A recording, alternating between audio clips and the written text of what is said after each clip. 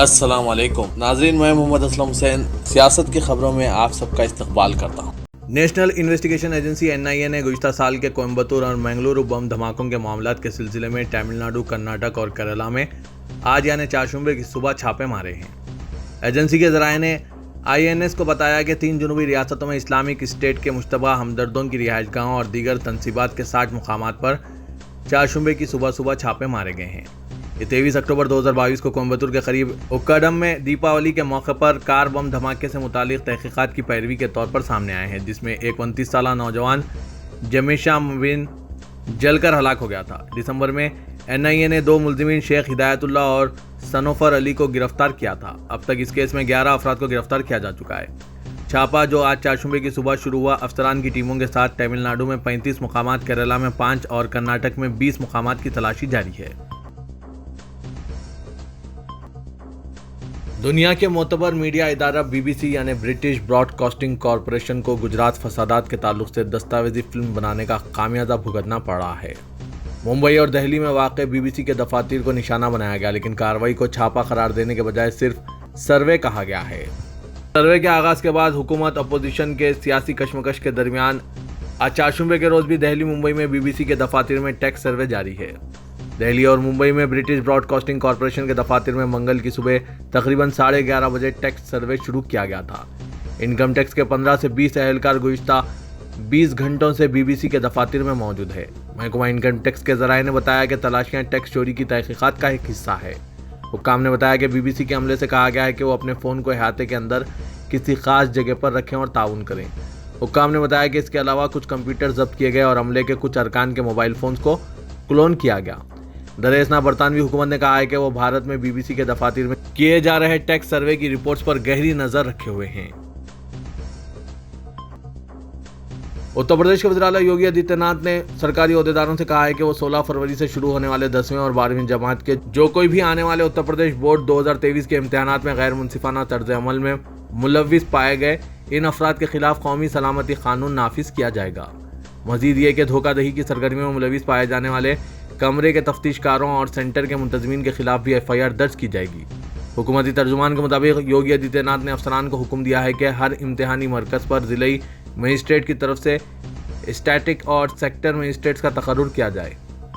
गुज़िश्ता साल 24 अजला में 12वीं जमात का अंग्रेजी ज़बान का पर्चा लीक होने के बाद बोर्ड को बड़ी शर्मिंदगी का सामना करना पड़ा था। इसी के पस मंज़र में आज वज़ीर आला योगी आदित्यनाथ ने यह हुक्म जारी किया। बीजेपी के कौमी तर्जुमान गौरव भाटिया ने बीबीसी पर छापे के बाद प्रेस कॉन्फ्रेंस में इदारे पर संगीन इल्जामात आयद किए। उन्होंने कहा कि हिंदुस्तान में काम करने वाली किसी भी मीडिया तंजीम को मुल्क के कवानीन पर अमल करना चाहिए। अगर नहीं करेंगे तो ऐसी ही कार्रवाइयां अंजाम दी जाएगी। गौरव भाटिया ने इस दौरान बीबीसी को दुनिया का सबसे बड़ा बदउनवान इदारा भी करार दिया और कहा कि वो भ्रष्ट बकवास कॉरपोरेशन है जिसे सबक सिखाया जाना जरूरी था। गौरव भाटिया के मुताबिक बीबीसी को मुल्क में प्रोपेगेंडा फैलाने, यहाँ की फिजा में जहर घोलने से कबल अच्छी तरह से गौर कर लेना चाहिए था कि इसकी हरकतों का खामियाजा इसे बहुत जल्द भुगतना पड़ सकता है। इसलिए अब जो हो रहा है इसमें ताउन करने के अलावा इसके पास कोई चारा नहीं है। कर्नाटक हाईकोर्ट ने सरकारी अफसरान को सख्त इंतबाह जारी करते हुए कहा कि अगर सरकारी स्कूलों में पढ़ने वाले तलबा को यूनिफॉर्म फराहम करने के सिलसिले में कोई तजाद पाया गया तो सरकारी अफसरान को जेल भेज दिया जाएगा। डिवीजन बेंच की सरबराही जस्टिस बी वीरप्पा और जस्टिस के हेमालिखा ने एक वार्निंग जारी करते हुए की। बेंच ने इस सिलसिले में कोपल के रहने वाले एम मंजूनाथ की तरफ से पेश की गई तौहीन अदालत की दरख्वास्त पर गौर कर रही थी। दरख्वास्त गुजार ने अदालत में मौक़िफ़ इख्तियार किया था कि हाईकोर्ट ने 2018 में 2 जोड़े यूनिफॉर्म, 1 जोड़े जूते और 2 जोड़े मोज़े फराहम करने का हुक्म जारी किया था, लेकिन हुकूमत अदालत की हिदायत पर अमल नहीं कर रही है। हुकूमत की नुमाइंदगी करने वाले वकील ने अदालत को बताया कि स्कूल के बच्चों को यूनिफॉर्म फराहम करने के लिए फ़ंड जारी कर दिए गए हैं। उन्होंने ये भी कहा कि अदालत की हिदायत के मुताबिक तमाम तालीमी सालों के तलबा को यूनिफॉर्म और दीगर मज़ामीन फराहम किए जाएंगे। बीबीसी के दफातर पर सर्वे के आगाज के साथ ही अपोजिशन की जानिब से शदीद तनकीदें की जा रही है। इस खुसूस में कांग्रेस के सीनियर लीडर जयराम रमेश ने कहा कि यहाँ हम जेपीसी की मांग कर रहे हैं और वहाँ हुकूमत बीबीसी के पीछे पड़ी हुई है। जब बुरा वक्त आता है तो अकल काम करना बंद कर देती है और यही बीजेपी पर सादिक आता है। वैसे ये गैर एलानिया इमरजेंसी है। उधर समाजवादी पार्टी सरबराह अखिलेश यादव ने कहा कि यह छापा सच की आवाज़ दबाने की कोशिश है, लेकिन हकीकत बहुत जल्द सामने आ जाएगी। वैसे हमें बीजेपी से यही उम्मीद भी थी। गैर एलानिया इमरजेंसी नाफिज करने की कोशिश की जा रही है जो हर कीमत पर रोकी जाएगी। पीडीपी सरबराह महबूबा मुफ्ती ने भी बीबीसी के दफ्तर पर छापे पर सख्त तनकीद करते हुए कहा कि बीबीसी के दफ्तर पर छापे की वजह और असर बिल्कुल वाज़ेह है। हुकूमत सच बोलने वालों को तंग कर रही है, चाहे वो अपोजिशन लीडर हो, मीडिया या कोई और। सच बोलने की कीमत चुकानी पड़ती है और बीबीसी वही चुका रहा है।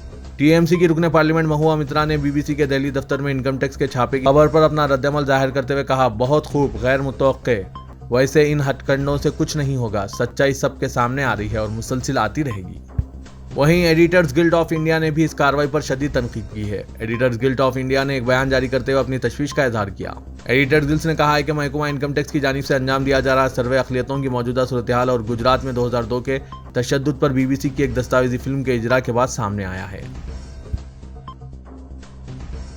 हिंडनबर्ग की रिपोर्ट सामने आने के बाद अडानी ग्रुप की पूरी दुनिया में रुसवाई और सरमायाकारों के लाखों करोड़ रुपए का नुकसान हो जाने के मामले को अपोजिशन की जानिब से मुसलसिल उठाया जा रहा है, लेकिन मरकजी हुकूमत ना इसे कोई मसला मान रही है और ना ही इस पर अपोजिशन के मुतालबे के मुताबिक जांच के लिए मुश्तरका पार्लिमानी कमेटी बनाने को तैयार है।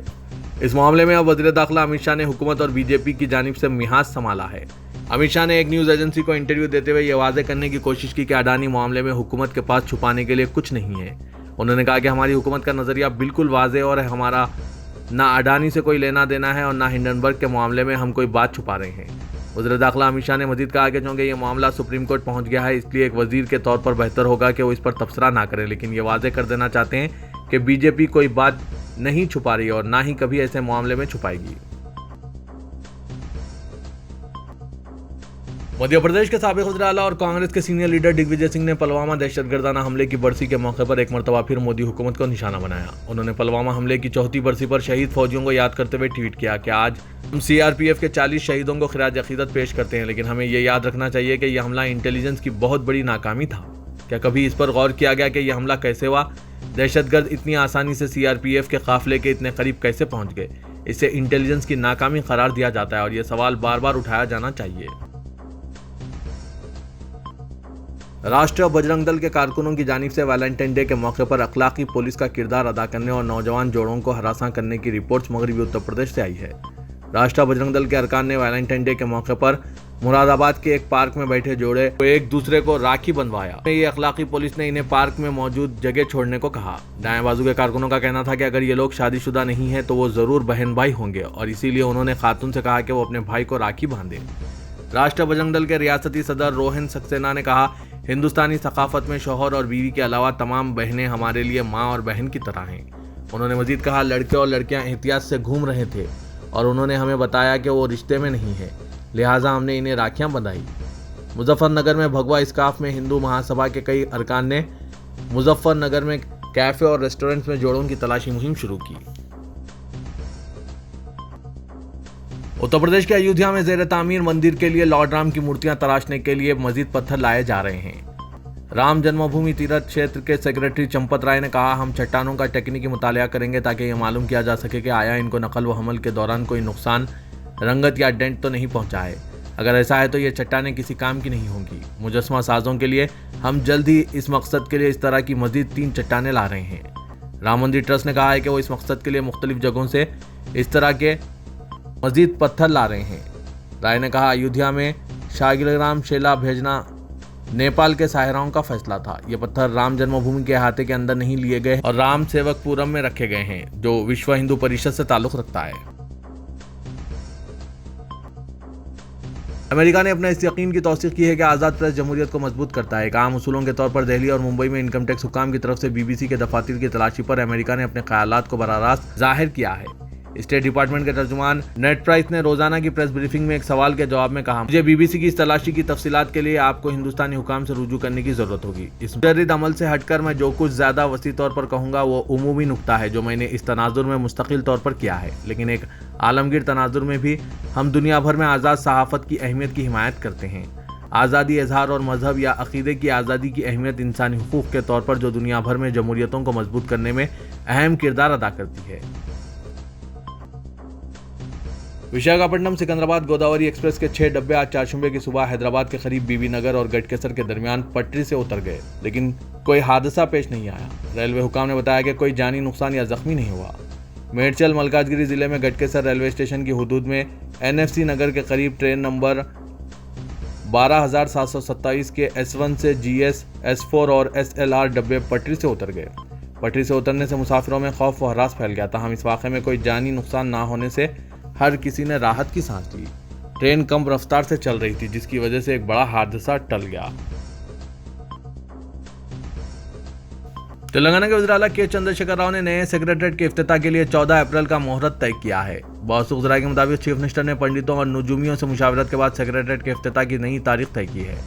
कौंसल की टीचर और मजालिस मुकामी ज़ुमरे की नशिस्तों के इंतखाबात के पेश नज़र इलेक्शन कमीशन ने ज़ाब्ता अखलाक नाफिज कर दिया, जिसके सबब नए सेक्रेटरीट का 17 फरवरी को इफ्तिताह मुलतवी कर दिया गया। चीफ सेक्रेटरी शांति कुमारी ने इफ्तिताही तकरीब के सिलसिले में इलेक्शन कमीशन से वजाहत तलब की थी, लेकिन कमीशन ने ज़ाब्ता अखलाक के निफाज का हवाला दिया, जिसके बाद हुकूमत को तकरीब मुलतवी करनी पड़ी। चीफ मिनिस्टर की सालगिरह के मौके पर 17 फरवरी को सेक्रेटरीट की इफ्तिताह का फैसला किया गया था। मौसूख ज़राए के मुताबिक चीफ मिनिस्टर ने 14 अप्रैल की तारीख तय की है, जो डॉक्टर BR अम्बेडकर का यौम पैदाइश का दिन है। सदर तेलंगाना प्रदेश कांग्रेस कमेटी रेवंत रेड्डी और CLP लीडर भट्टी विक्रमार्का ने आज मुत्तहिदा खम्मम जिले के भद्राचलम असेंबली हल्के में हाथ से हाथ जोड़ो यात्रा में हिस्सा लेते हुए कायदीन में इत्तेहाद का मुजाहरा किया। रेवंत रेड्डी की पदयात्रा के आगाज के बाद से पहली मरतबा CLP लीडर भट्टी विक्रमार्का, साबिक रुकने राज्यसभा V हनुमंतराव शरीक हुए। यात्रा का आज 9वां दिन है। 8वें दिन हजारों की तादाद में पार्टी कारकुनों और कांग्रेस के हामियों ने शिरकत की। रेवंत रेड्डी ने पदयात्रा के दौरान खेतों में पहुंचकर किसानों से मुलाकात की और खेतों में धान के पौधे लगाने का काम किया।